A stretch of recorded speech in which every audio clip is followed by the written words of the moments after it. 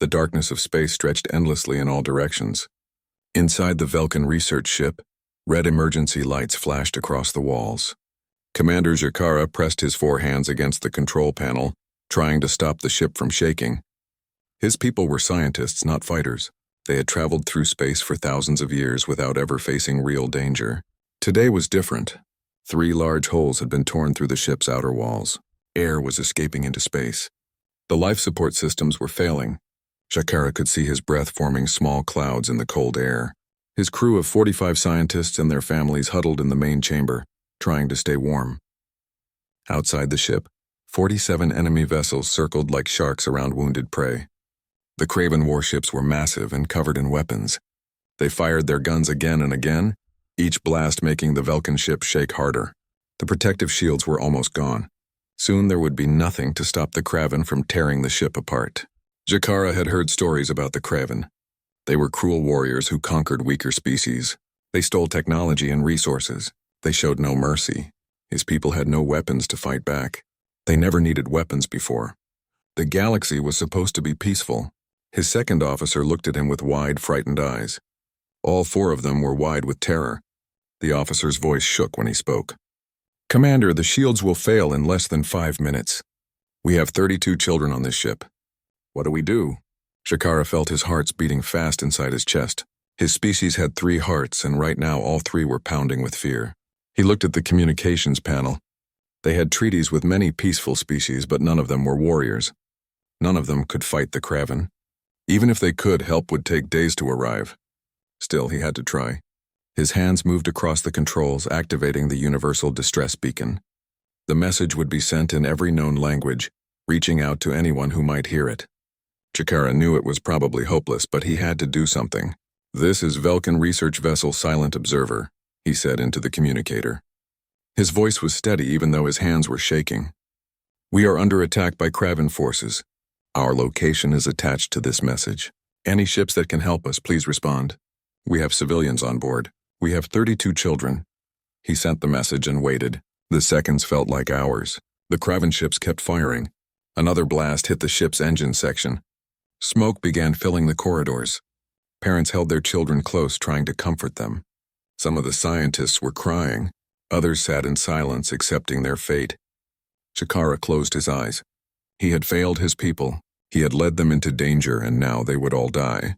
The Kraven would board the ship, take everything valuable, and leave the Velkin to float dead in space.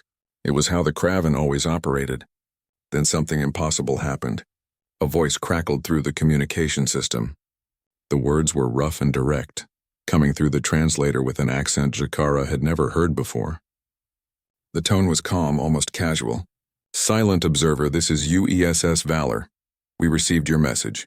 Stay where you are. We are coming to help you. We will be there in 12 minutes. Jakara stared at the communicator in shock. Who would be crazy enough to respond? Who would fly toward 47 Kraven warships? He quickly checked his computer for information about this ship called Valor. The database showed very little. The ship belonged to a species called humans. They were new to the galaxy. They had only been traveling in space for about 40 years. One single ship was coming to fight the Kraven Armada. Jakara had to warn them. They did not understand what they were flying into. "U.S. Valor, please listen to me carefully. There are 47 Kraven warships here. They are heavily armed. You cannot fight them alone. You will be destroyed. Please do not sacrifice yourselves for us." The human voice came back quickly. Jakara heard something strange in the tone. His translator could not identify it, but it sounded almost like the human was amused by the situation. "Silent Observer, we understand the situation perfectly. Just keep your people safe and away from the windows." Valor out, the communication ended. Jakara stood frozen, unable to process what had just happened. A single unknown ship was racing toward them to fight an entire Kraven fleet. It made no sense. It was suicide. His second officer checked the sensors. "Commander, I have confirmed the contact. One ship destroyer class. It is very small compared to the Kraven cruisers. It is accelerating toward us at maximum speed." Jakara felt a strange mixture of hope and dread. These humans were brave, but bravery alone could not defeat the Kraven. The ship would be destroyed in seconds. Then the Kraven would finish killing the Velkin out of anger. On the Kraven command ship, War leader Krask noticed the new contact on his sensors. He was a massive creature, covered in dark scales with teeth like knives and claws that could tear through metal. He had led raids across the frontier for 10 years. He had never lost a battle. "What is that ship?" he growled at his crew. The sensor operator checked his screen. His voice was nervous. "War leader, it is a vessel from a species called humans. They are new to the galaxy. The ship is alone." Krask felt a surge of anger. How dare they? One tiny ship thought it could challenge his entire fleet? It was an insult. He would make an example of these humans. He would show the whole galaxy what happened to those who interfered with the Kraven. "All ships target the human vessel," Krask ordered. "Destroy it completely. Leave nothing but dust." The Kraven fleet began to turn, their weapons charging. 47 warships focused their attention on the approaching destroyer. It was a small target, but it would not matter. They would overwhelm it with pure firepower. Krask smiled, showing his sharp teeth. This battle would be over in seconds. Then the human ship opened fire and everything changed. The first shot came from a weapon Krask had never seen before. It was not a laser or an energy beam. It was something solid, something physical moving at incredible speed. The projectile hit one of his cruisers directly in the middle. The cruiser's shields did nothing to stop it. The solid round punched through the ship's hull like it was made of paper. The cruiser exploded. Metal and fire burst outward in all directions. Before the flames had even faded, 6 more shots followed. 3 more cruisers were hit. They broke apart instantly, their crews dead before they could even scream. In less than 30 seconds, the humans had destroyed 4 Kraven warships. Krask stared at his screen in disbelief. What kind of weapons were these? What kind of species was this? Fear began to creep into his mind, a feeling he had not experienced in many years. The human ship kept coming, its guns firing again and again. Each shot found its target. Each shot killed. Lieutenant Commander Jake Morrison sat in the captain's chair of the UESS Valor. His hands rested calmly on the armrests as he watched the tactical display in front of him. The screen showed 47 red dots representing enemy ships. In the center, a single green dot marked the Vulcan research vessel. His own ship appeared as a blue dot, moving rapidly toward the battle. Jake was 34 years old and had been in the Space Force for 12 years. He grew up in Colorado, the son of a teacher and an engineer. He joined the military because he wanted to explore space and protect people. Today he would do both. "Tactical report," Jake said calmly to his weapons officer. Lieutenant Amy Carter looked up from her station. She was 28, brilliant with computers and weapons systems. Her fingers moved quickly across the controls as she analyzed the enemy formation. "Sir, we have 47 Kraven vessels.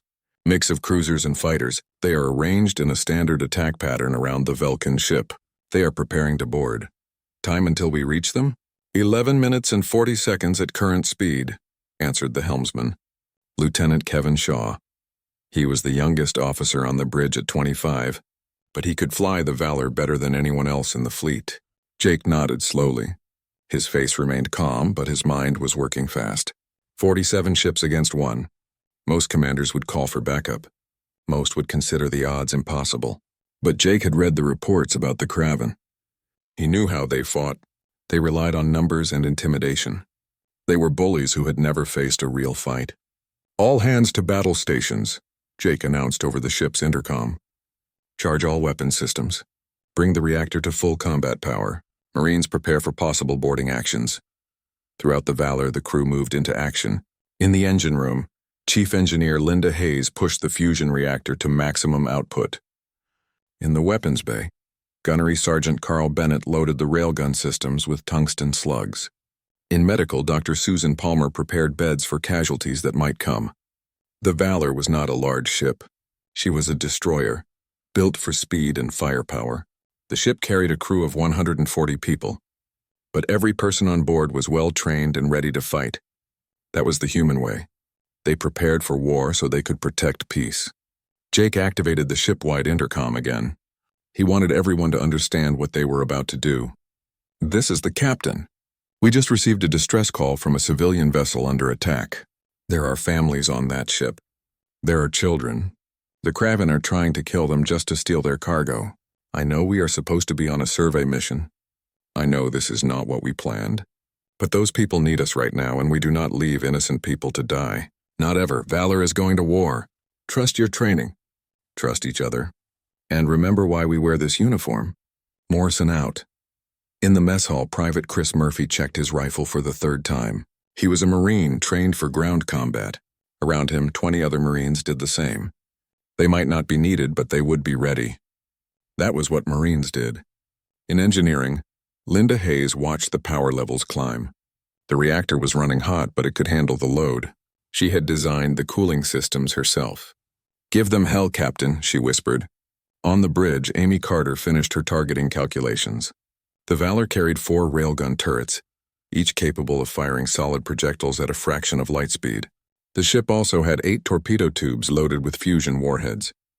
It was enough firepower to destroy a small moon. Today it would be used to save lives. "We are entering weapons range in 30 seconds, Kevin announced from the helm. Jake leaned forward in his chair. "Tactical, you have permission to fire when ready. Target their cruisers first.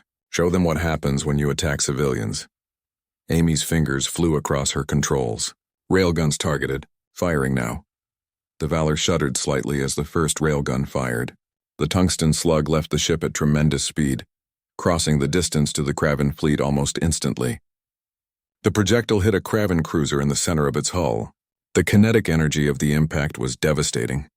The cruiser's shields, designed to absorb energy weapons, did nothing against the solid projectile. The slug punched completely through the ship and the cruiser broke in half.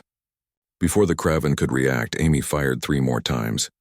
Each shot hit a different cruiser. Each cruiser exploded or broke apart. In the first 10 seconds of combat, Jake had reduced the enemy fleet by 4 ships. On the Kraven command ship, War Leader Krask watched his vessels die. His eyes went wide with shock.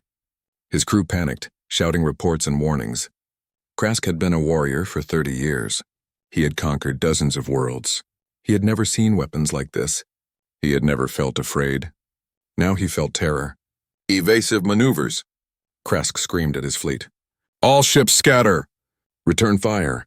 The Kraven warships broke formation, flying in different directions to make themselves harder to hit. They launched missiles and fired energy beams at the Valor. The space between the fleets filled with weapons fire, turning the darkness bright with explosions and light. Kevin Shaw's hands moved smoothly across the helm controls. He twisted the Valor through the incoming fire with practiced skill. The destroyer rolled and turned like a dancer, avoiding most of the enemy shots. The few missiles that got close were destroyed by the point defense systems, small automated guns that shot them down before they could reach the ship. "Launching torpedoes," Amy announced. She pressed a series of buttons and 8 fusion torpedoes shot out from the Valor's tubes. They streaked toward the Kraven fleet like hunting predators. The Kraven point defense systems tried to stop them. Energy beams lanced out, destroying 5 of the torpedoes in flight. But 3 got through. When they detonated, the fusion reactions created miniature suns in the darkness. 5 more Kraven ships were consumed by the explosions, simply ceasing to exist. The battle had lasted less than 1 minute. Jake had destroyed 14 enemy ships without taking any damage to his own vessel. Aboard the Silent Observer, Commander Jakara watched through the sensors. His translator was struggling to find words for what he was seeing. His crew stood behind him, staring at the displays in stunned silence.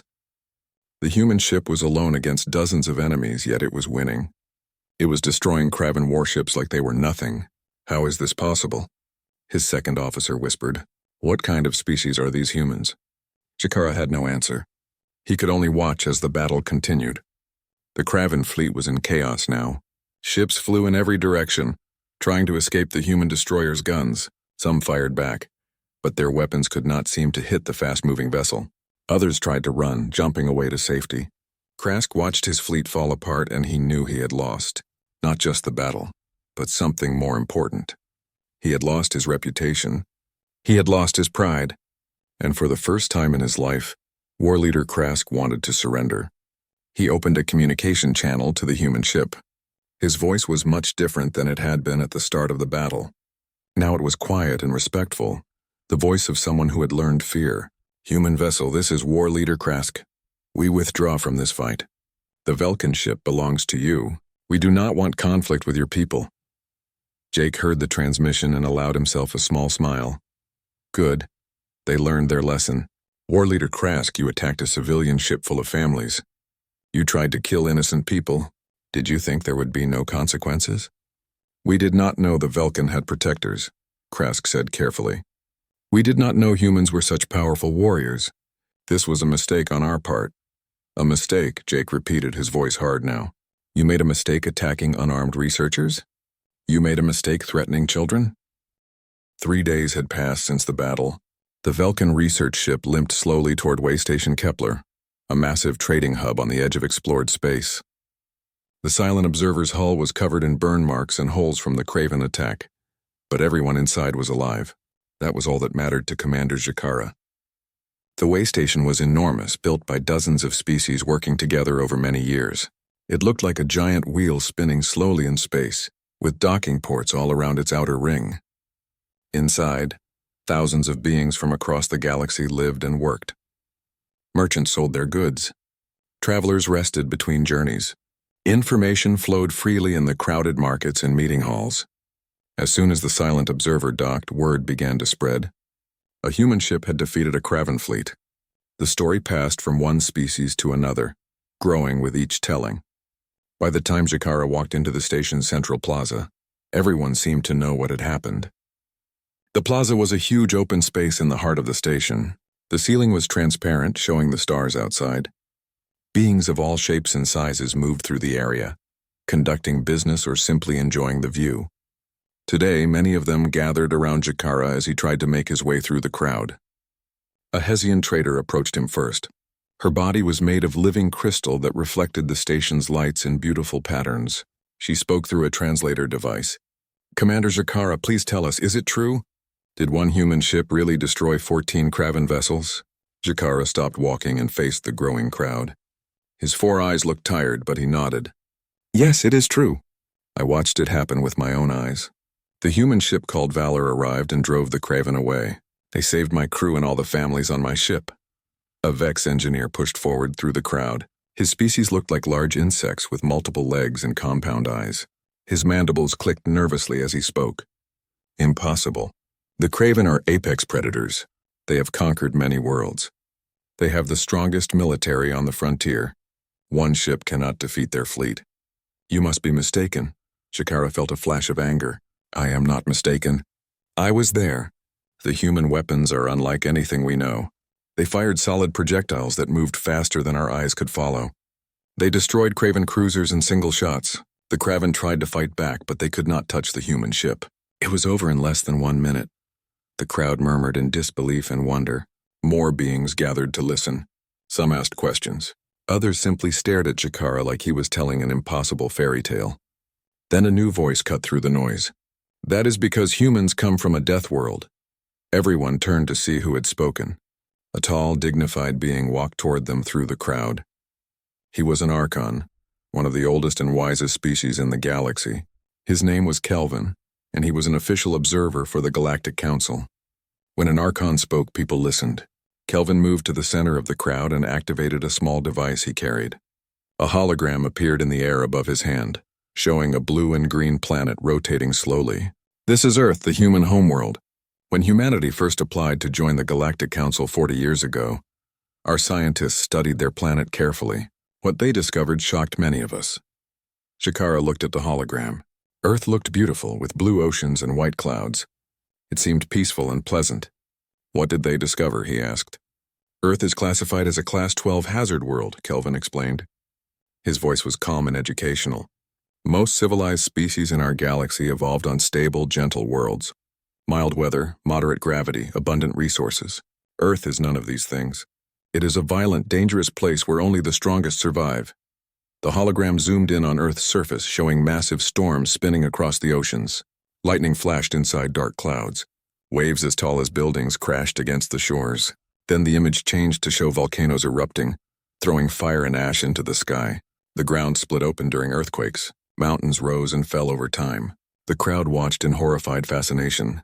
Many of them came from worlds where the weather was always pleasant and disasters were rare. The Hessian trader's crystal body flickered with distress. How could any intelligent species evolve in such conditions? They did not just evolve, Kelvin said quietly. They thrived. Humans climbed to the top of the most competitive and dangerous food chain we have ever documented. Every human alive today is descended from countless generations of survivors. Their bodies are built for high gravity and extreme conditions. Their minds are designed to solve problems under pressure. Their entire culture is shaped by constant struggle and adaptation. Kelvin changed the hologram again. Now it showed various Earth predators. Massive bears with claws like knives, striped cats that hunted in tall grass, scaled reptiles with hundreds of sharp teeth. Humans shared their world with predators that would terrify most of us. They learned to hunt, to fight, to work together to survive, and eventually they became the greatest predator on their world.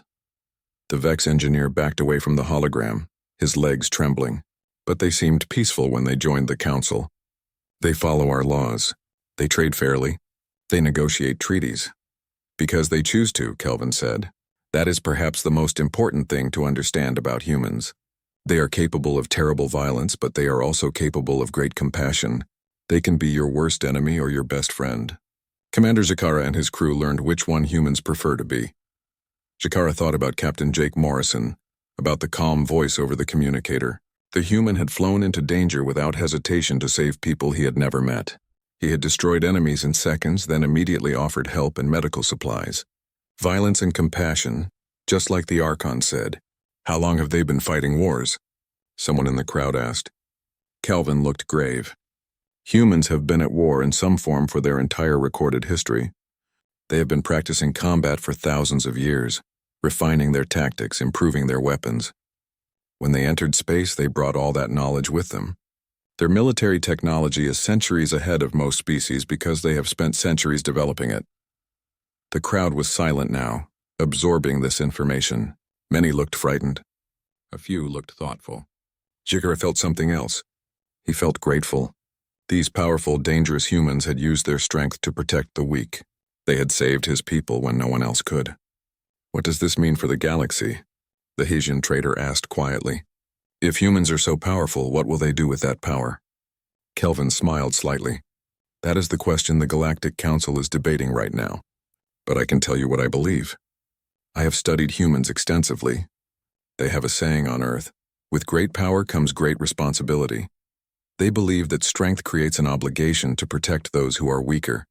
It is built into their culture. He closed the hologram and looked around at the gathered crowd. Humans are Deathworlders, yes. They are warriors unlike any we have known. But they are also protectors. They chose to respond to Commander Jakara's distress call when they had no obligation to do so. They risked their lives for strangers. That tells you everything you need to know about who they really are. The crowd began to disperse slowly, many talking among themselves. Jakara stood still, staring at the space where the hologram had been. He thought about his 32 young passengers, now safely back with their families. He thought about Earth, that violent world that created such strong yet caring people. Kelvin approached him quietly. Commander, you look troubled. I am grateful, Jakara said carefully. But I am also wondering what would have happened if humans were not nearby. What happens to the next ship that is attacked? There are only a few human vessels on the frontier. They cannot be everywhere. Kelvin nodded slowly. That is a very good question, and I suspect the answer will shape the future of this entire region of space. 6 weeks after the Valor's battle with the Craven, representatives from 43 different species gathered on Sanctuary Prime. The planet was home to the Galactic Council headquarters, a magnificent building that could accommodate beings of all shapes and sizes. The council chamber was enormous, with seats arranged in a great circle. Today, every seat was filled. The topic of discussion was simple. What should be done about humanity? Admiral Helen Brooks stood in the center of the chamber, wearing her Navy dress uniform. She was 62 years old, with gray hair pulled back neatly and sharp eyes that had seen 4 decades of service. She was born in Texas, joined the military at 18 and worked her way up through skill and determination. Now she was the highest-ranking officer in the United Earth Space Force, and she was here to speak for her entire species. The chamber was filled with nervous energy. Some delegates whispered to each other. Others watched Helen with expressions ranging from curiosity to fear. The incident with the Valor had changed everything. Suddenly, the peaceful new species from Earth looked very different. Counselor Thek stood up first. He was from the Zor Collective, an insect-like species known for careful thinking and patience. His voice was calm but firm. Admiral Brooks, thank you for coming. We need to discuss the recent engagement between your vessel Valor and Craven forces. Your ship destroyed 14 warships in under 1 minute. Many here are concerned about such destructive capability. Helen met his gaze steadily. She had prepared for this. Counselor Thex, I understand your concern. But let me provide context. Those Craven ships were attacking a civilian vessel full of families. Captain Morrison acted to save innocent lives. Would you have preferred he do nothing while those people died? Of course not, Thex replied quickly. But the level of force was extraordinary. It suggests human military power far exceeds what your people disclosed when you joined the Council. Helen nodded. We disclosed our capabilities honestly. What we did not do was demonstrate them. Most species in this chamber have never seriously considered military applications of their technology. You have not needed to, but humanity has. We have been fighting wars since before we had cities. We have been developing weapons and tactics for thousands of years. A murmur ran through the chamber. Some delegates looked shocked. Others looked frightened. Counselor Shannara spoke next. She was an aquatic being, speaking through a device that projected her voice. Admiral, many of us fear that humanity might be dangerous. Your weapons, your strategies, your apparent comfort with violence, it troubles us. This was the moment Helen had been waiting for. She took a breath and spoke clearly so everyone could hear. Counselor, I understand your fear. But please consider our history with you. Humanity has been part of this council for 40 years. In all that time, we have never started a war with anyone. We have honored every treaty we signed. We have respected every border. We could have used our military advantage to conquer or threaten others. We chose not to. Instead, we used our strength to protect people who needed help. She activated a holographic display showing a star map of the frontier region. Since the Valor's engagement with the Craven, piracy in the frontier sectors has dropped by 82%. We are not fighting battles every day. The drop happened because pirates now know there is a cost for attacking civilians. One human ship simply by existing in the right place has saved countless lives. Thex leaned forward. Are you suggesting the Council should allow humanity to act as some kind of police force? No, Helen said firmly. I am suggesting we work together. Humanity does not want to control the galaxy. We do not want to force our rules on anyone. But we are good at protecting people, and there are many people in the frontier who need protection. Let us do what we are good at. We can coordinate with the Council, operate under your oversight if needed. An old Archon rose slowly from his seat. His name was Marcus, and he was over 300 years old. The Archons rarely spoke during council meetings, preferring to listen and observe. When one did speak, everyone paid attention. The Admiral speaks the truth, Marcus said. His voice was quiet, but carried throughout the chamber. My people have studied humanity carefully since they joined us. They are a contradiction, violent yet kind. Warriors yet philosophers. They could destroy all of us, yet they choose to defend us instead. This is not something to fear. This is something to celebrate. He turned to address the full council. For 10,000 years we have maintained peace through diplomacy and economic cooperation. It has worked well because we are all fundamentally peaceful species. But there are gaps in our protection. There are predators in the frontier who hurt the weak because they know we cannot stop them. Humans can stop them. Humans will stop them. The question is whether we are wise enough to accept their help. The debate continued for hours. Some delegates argued that giving humans more authority was dangerous. Others pointed out that the frontier needed protection and no one else could provide it. Statistics were presented. Reports were analyzed. Personal stories were shared by those who had been saved by human intervention.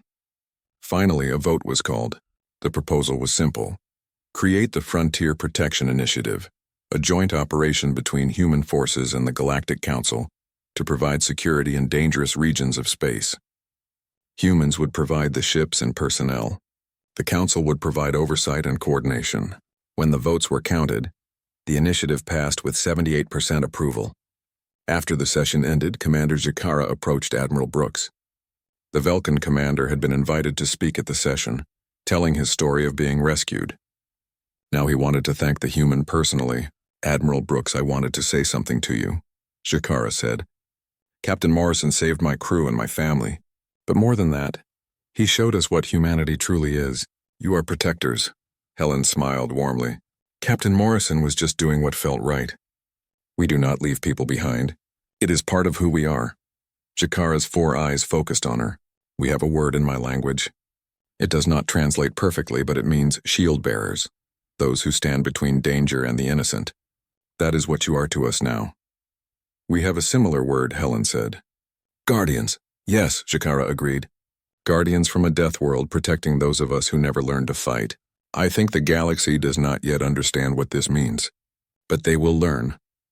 Helen looked out through the large windows of the council building. She could see ships coming and going from the spaceport, beings from hundreds of worlds mixing together in peace. This was what humanity had found when they reached the stars. A vast, diverse community of peaceful species exploring the universe together. And now humanity had a role in that community, not as conquerors or rulers, but as protectors. It felt right. It felt like what humans were meant to do.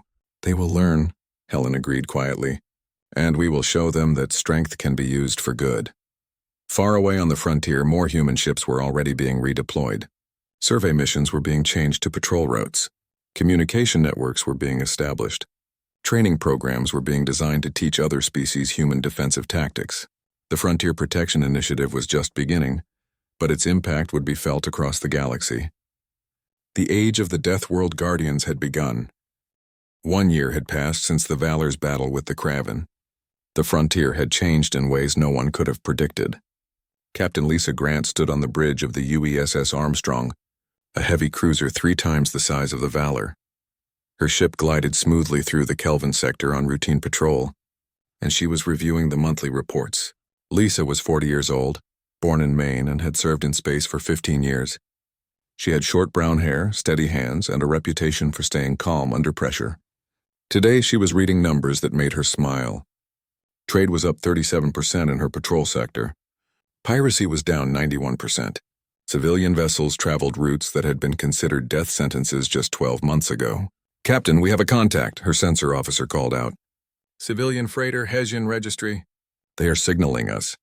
Put them through, Lisa said. The view screen flickered to life, showing a Hessian merchant. Her crystalline body reflected the light from her ship's bridge in rainbow patterns. She looked happy to see the Armstrong. UESS Armstrong, this is the merchant vessel Crystal Wind. We are not in trouble, but we wanted to thank you for being here. Knowing human ships patrol this sector lets us sleep peacefully at night. Lisa smiled warmly. Just doing our job, Crystal Wind. Have safe travels. The freighter continued on its way. Lisa's executive officer, Commander Danny Webb, chuckled from his station. Remember when we were the scary ones? We are still scary, Lisa corrected. But now they know who we are scary to. Danny was 35 from Chicago and had been Lisa's second-in-command for 3 years. He was good at his job and had a sense of humor that kept the crew relaxed during long patrols. Fair point. Though I have to say, this is better than I expected. When they announced the Frontier Protection Initiative, I thought we would be fighting battles every week. So did I, Lisa admitted. But we are not protectors because we fight a lot. We are protectors because we are willing to fight. That makes all the difference. The Frontier Protection Initiative had grown beyond anyone's expectations. 30 human vessels now patrolled the frontier sectors, working with local defense forces and Galactic Council observers. The Council provided fuel, supplies, and maintenance support. In return, human ships kept the trade routes safe and responded to distress calls. But the most significant change was not military. It was cultural. Throughout the frontier, species that had never considered themselves warriors were learning to defend themselves. On the industrial world of Krell, a Zor militia trained with human instructors. They learned tactics, weapons handling, and most importantly, they learned confidence. The Zor had spent centuries believing they were too weak to fight. Humans showed them they were wrong. On Waystation Kepler, a Velkan merchant named Jiren had opened a security consultancy. He hired former human military personnel to train civilian ship crews in defensive procedures. Business was booming. Every merchant who traveled the frontier wanted to know how to protect themselves until human ships could arrive. The changes went deeper than just military matters. Human culture was spreading across the frontier. A Hessian artist created sculptures inspired by Earth's violent weather. A Vex philosopher wrote a book about human concepts of honor and duty. A Yalan chef opened a restaurant serving Earth food, and beings from dozens of species lined up to try hamburgers and pizza.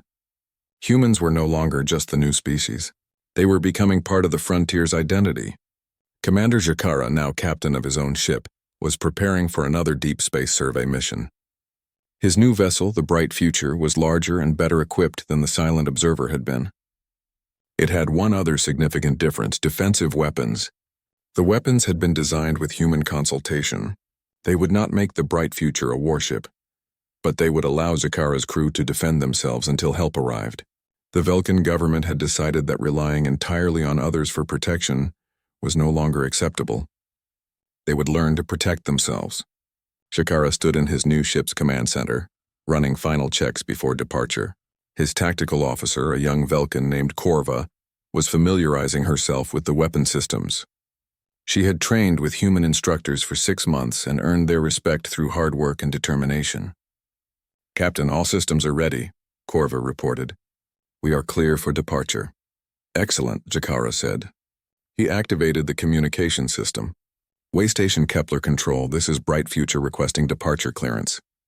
"Bright Future, you are cleared to depart," the station controller replied. "Safe travels, Captain." As the ship undocked and began moving away from the station, Zakara received an incoming message. It was from Captain Jake Morrison of the UESS Valor. The message was simple and friendly. "Captain Zakara, heard you were heading out on a new mission. Good luck out there. If you need anything, you know how to reach us. Stay safe. Morrison out." Zakara felt a warmth in his heart. He composed a reply. "Captain Morrison, thank you for your kind words. We will be careful. And if we need help, we know the Deathworlders will respond." The Bright Future accelerated toward the frontier, joining dozens of other vessels from dozens of species. They traveled routes that had been too dangerous a year ago. They conducted research, carried cargo, explored new worlds, and they did it all with confidence because they knew someone was watching over them. Back on Earth, construction continued on new vessels. The Sentinel-class battleships were massive, designed to project human power across vast distances. But Admiral Helen Brooks knew they would rarely be needed. The Valor had taught the galaxy a lesson that went beyond simple military power. She stood in her office at Space Force headquarters in Geneva, looking at a wall covered in reports and photographs. One photo showed Captain Morrison receiving a medal from the Galactic Council. Another showed Velkan children waving human flags during a celebration. A third showed a mixed crew of humans and other species working together on a frontier patrol ship. This was what humanity had become. Not conquerors, not rulers, guardians. Her assistant knocked on the door. "Admiral, you have a call from Counselor Marcus." Helen sat at her desk and activated the communication system. The old Archon's face appeared on the screen. He looked pleased. "Admiral Brooks, I wanted to inform you personally. The Frontier Protection Initiative has been approved for expansion. The Council has authorized funding for 20 additional human vessels and support facilities throughout the frontier." "That is excellent news, Counselor," Helen said. "We will put those resources to good use." Marcus smiled. "I have no doubt.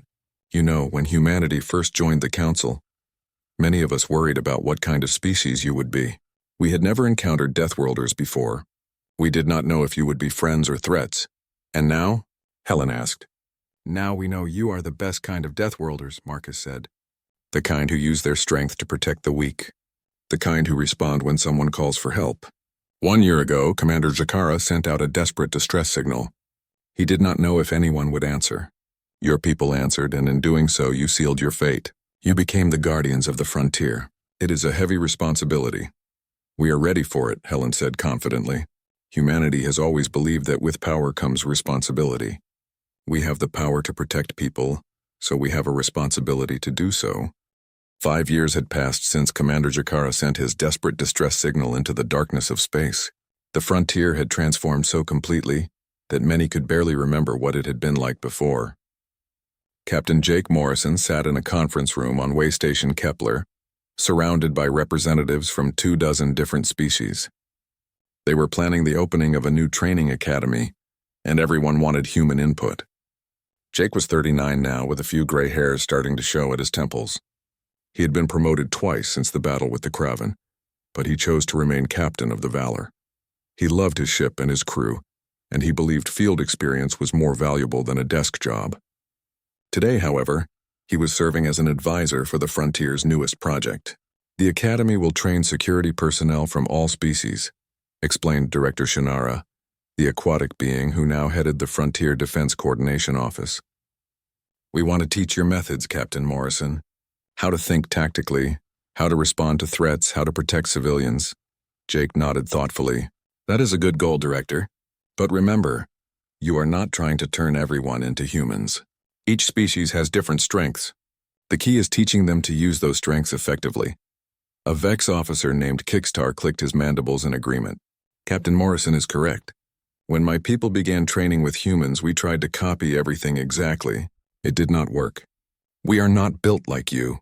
But when we learned the principles behind your tactics and adapted them to our abilities, we became much more effective.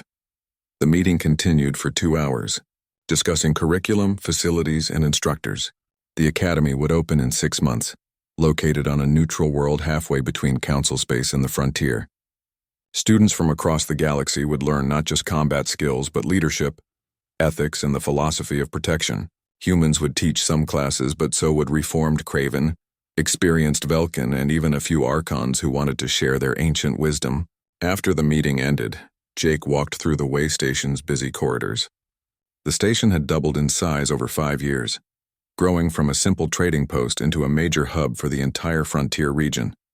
Humans lived and worked alongside dozens of other species. Mixed crews were common now. Cultural exchange programs were everywhere. He passed a restaurant where a human chef was teaching a Hessian student how to make pasta. Further down the corridor, a group of Velkin children were playing a game that looked suspiciously like baseball. In a shop window, he saw human-style clothing adapted for different body types. The frontier was becoming something new, a blend of cultures where everyone contributed and everyone belonged. Jake's communicator beeped. It was a message from the Valor. His executive officer, Commander Pete Hughes, needed to speak with him. Jake found a quiet corner and opened a video channel. Captain, we just received an interesting request, Pete said. His face on the screen looked amused. The Craven government wants to send a delegation to visit the Valor. They want to see our ship and meet our crew. Jake raised his eyebrows. The Craven, really? Really, Pete confirmed. Apparently their new leadership is trying to change their society. They want to move away from conquest and toward cooperation. They think seeing how we operate might help them understand a different way of thinking.